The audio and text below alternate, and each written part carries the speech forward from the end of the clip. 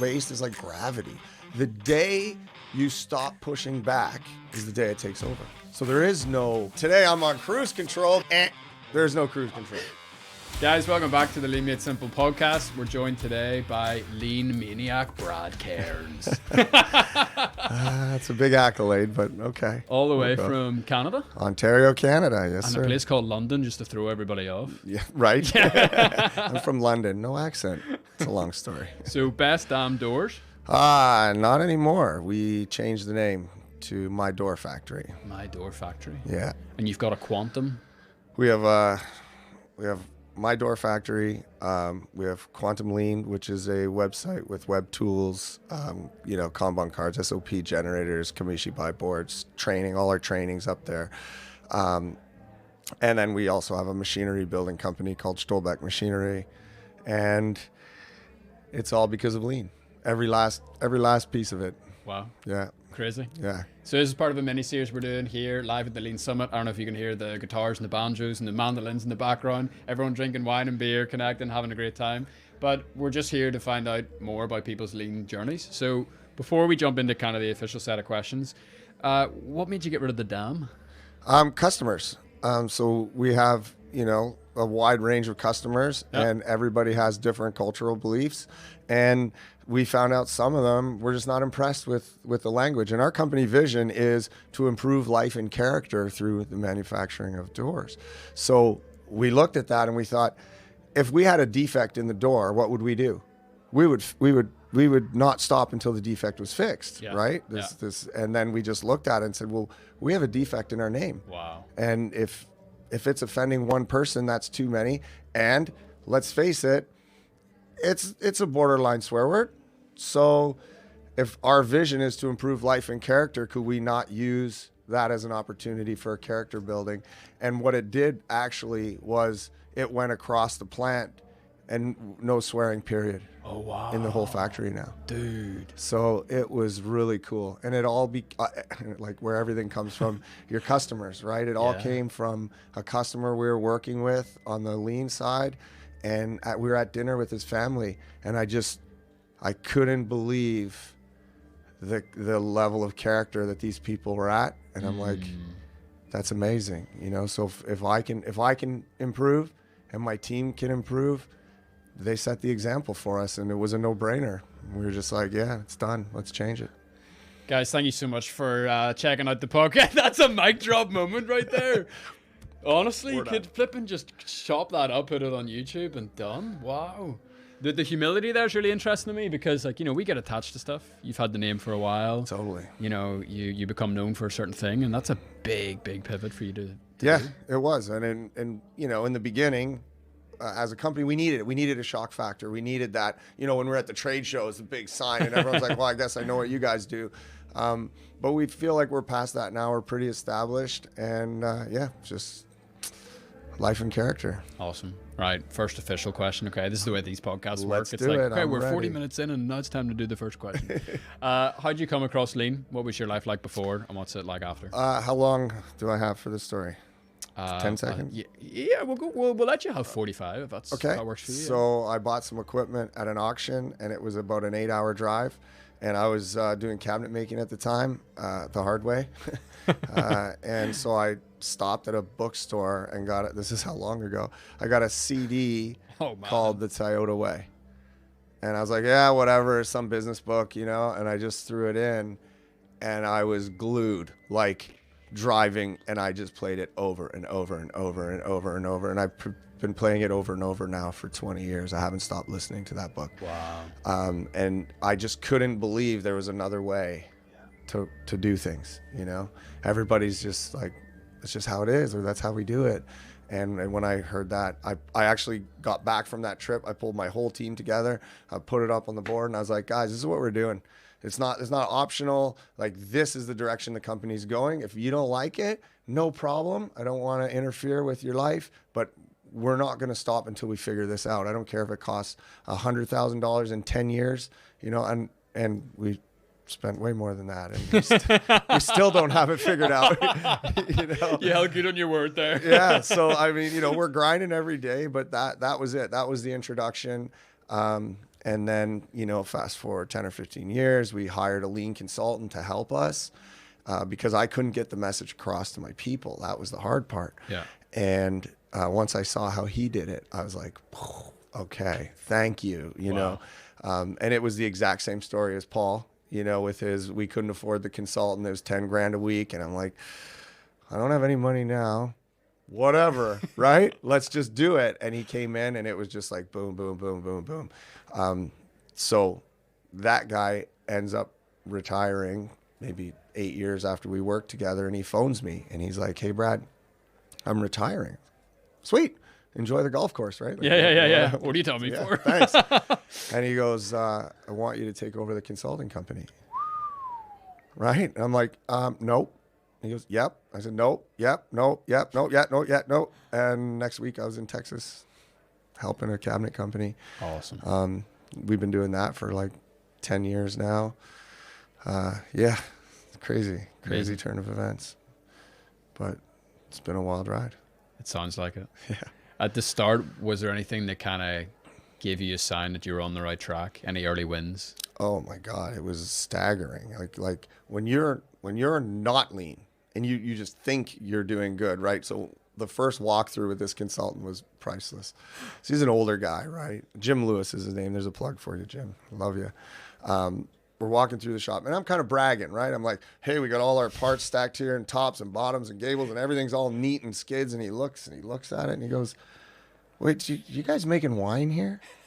And I'm like, oh God. He's back. Like he's losing it, right? Like, no, we're making cabinets. And he goes, well, why are you aging all your parts? Ooh. Right? He set you up for the zinger. Right? I was like, a two-parter. Ooh, got me. I was like, okay, hired, And then so we just started working with him. And, the story goes, he was going to be there for a week. And all we needed was we were doing 5 finished cabinets a day. And all we needed was 10. And I was happy, right? That was going to get us the sales we needed.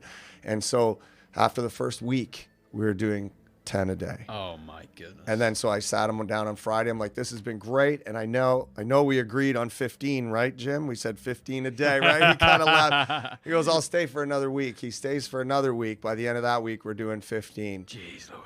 And then I said, stay for another week until we're doing 20. Then we were doing 20. Then he said, you got it. I'm out of here. And we kept going. So we went from 5 finished boxes a day to 52 with the same crew.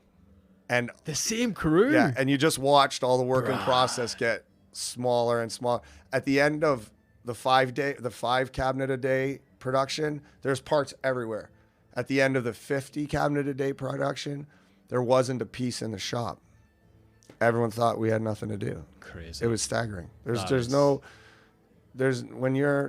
When you're not doing any of this stuff, because so much of it is counterintuitive, right? So it doesn't make sense. Oh, I'm going to make things in smaller batches. I don't know. That doesn't make sense until you introduce reality into the equation. And then it does, right? Because humans are imperfect. So smaller batches catch mistakes faster.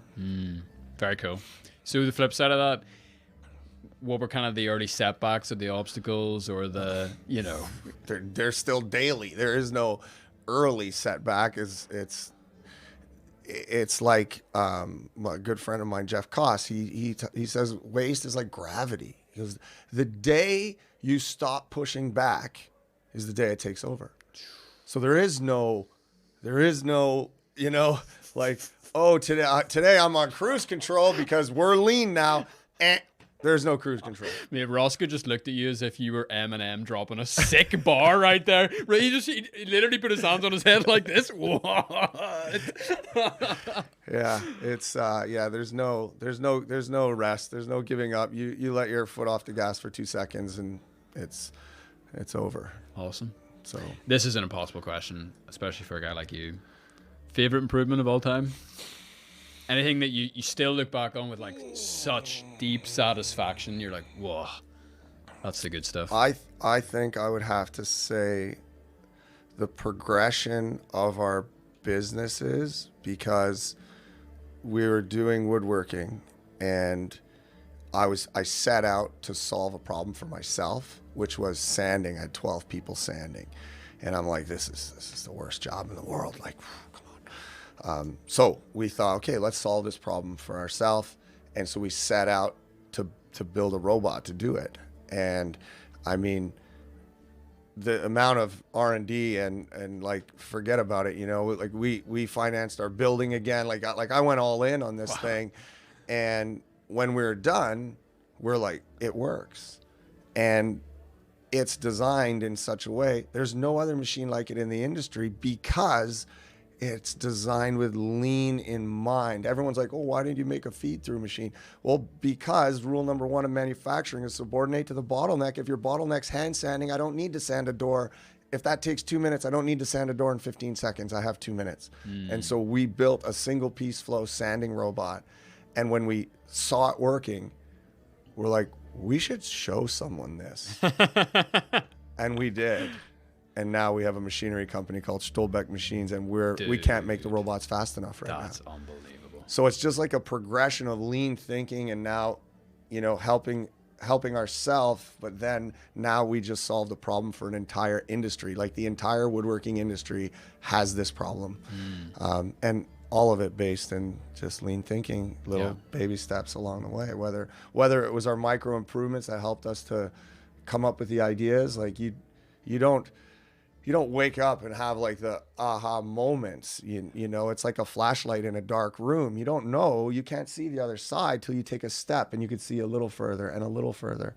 So the culmination of 15 years of lean thinking, you know, this was our baby that came out, right? Is a 15-year process to get this. And yeah, we're really proud of that. Awesome. Like we are like newborn babies when it comes to lean. Like we are so early on. All of us are, man. But like I'm just really fascinated by like the exponential, like the compound nature of the improvements. It's just like, it's almost frightening. Do you know what I mean? You're like, you're looking at this sand robot you've built. You're like, what have we created? If you look at the metrics of our companies and probably collectively, you know, within this group, you know, when we talk to people and we're like, yeah, I shut down my factory for an hour a day. You know, their jaw is like, they're like, what? That's impossible. That's 1/8 of your day. How do you do it? And I'm like, how do you not? You know, let's look at your metrics. Flat, flat, flat, flat, flat, flat, flat. Let's look at ours.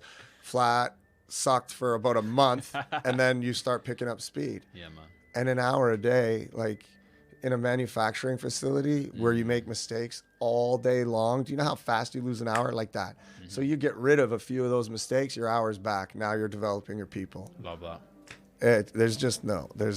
Forget about it. Super cool. So for the skeptic or for the person listening that's maybe kind of fallen off the bandwagon, you know, they've had their butt, shall I say, kicked in the lean journey, what advice would you give to them? Either start up or start going again? A startup would be literally just do it. You know, don't quit reading, just get up in the morning and just do it. And like babies, you know, crawl, walk, run. Don't say, oh, you know, Brad and Ryan say shut down for an hour. You'll go bankrupt in a week. Like build things one at a time. Also bankrupt less than a week. Like you can't do these things. Just start learning, start implementing slowly, and get yourself convinced before you start. One iota of doubt is like blood in the water for your people. And they'll wait it out, man. They will be patient. They'll be like, oh, it's another thing he saw on the weekend, you know. It's going to go away if we just hang in there. You know, there's no turning back. So convince yourself first. Yeah. Get educated so you're a step ahead of your people, but just do it. Yeah. You know, and it's the same it's the exact same if it falls off the rails. Like what are you going to do? What's the option? Not do it. Those are your options. Do it or not do it. Yeah. And 5 years ago, you got a different answer. I'm past the be nice and like there is no other way. There just isn't. You can bumble around like everybody else, or like how many Seating Matters videos do you have to watch before you're like, holy crap, you know, wow, you know, like go to the bookstore. There's, I don't know, 9,000 Toyota books. Do all of the authors have it wrong and just you are right? Like, probably not, you know, but if you have a better way, hey, we want to hear it. Yeah. Maybe you're the next book. Teach us. But for now, you know, like Michael, wait, do this with Michael, by the way. Get him. Yellow Tools? Yeah. Oh, yeah. Oh, yeah. I mean, I'll grab him next. He's on another I'm excited. level, man. But he says, if you want to bake my cookies, come to Yellow Tools. We'll give you the recipe. And you go home and you bake Yellow Tools cookies. But you'll find over time a pinch more salt, a pinch more sugar, a pinch more. Make it your recipe over time. Yeah. But in the beginning, just do, you know, I tell my people all the time, like, who else should we copy? Right? Like, let's copy Toyota until they come here and ask us, you know, like every time someone tells me they have a better inventory system than just Kanban cards, I'm like, cool. So if I call Toyota, are they going to be fascinated with your answer? Yeah. Or do you think they're probably still going to use their Kanban cards? Yeah. I got one answer for you. So yeah, just do it. Just don't talk about it. Don't give up on it. Don't give up would be, you know, it's like anything. Like pick up a guitar. Yep. Right? You think Jimi Hendrix just like came out of the womb? No, you know, took 20 years. And don't get discouraged, because we look at Michael and we look at Paul and Jeff Koss and, you know, Ryan, and like, these guys have been doing it forever. Yeah. So don't look at that and get frustrated your factory doesn't look like that in 2 weeks. You know, Paul's been at it for 25 years or 20 years or something. Spread that out, and it becomes totally doable. You know, you're like, oh, well, if we take 4 months to educate our staff before they can even go make an improvement, it seems like forever when we could put a video up tomorrow and say, make improvements. But when you look at the overall timeline, slow down to speed up. Awesome. Yeah, we did an interview recently, and the guy said sometimes you have to go slow to go fast. You always have to go slow to go fast. Always. I love that. I will quote the Toyota way, which is 90% of my vocabulary. Thank you, Jeff Leiker. Where he says, you know, in the early days, they said Toyota won't be successful until every person in the organization is a tortoise. No hairs. Brad, where can people find you? Yeah. Do I want them to find me? Well, that's your decision, really. Yeah, you could totally check us out. If you Google Quantum Lean, quantumlean.ca, you find us there. If you jump on YouTube, we got a YouTube channel. You can find me on TikTok. I think I'm Lean Maniac on TikTok. It's probably about it. You know, use the interweb. You'll catch up with me. Figure it out. Yeah. Dude, appreciate it. No problem. Killed it. Thank Really you. cool. Thanks for listening. Thanks for watching. And hey, lots more of these coming, so stick around. Really appreciate it. Thank you.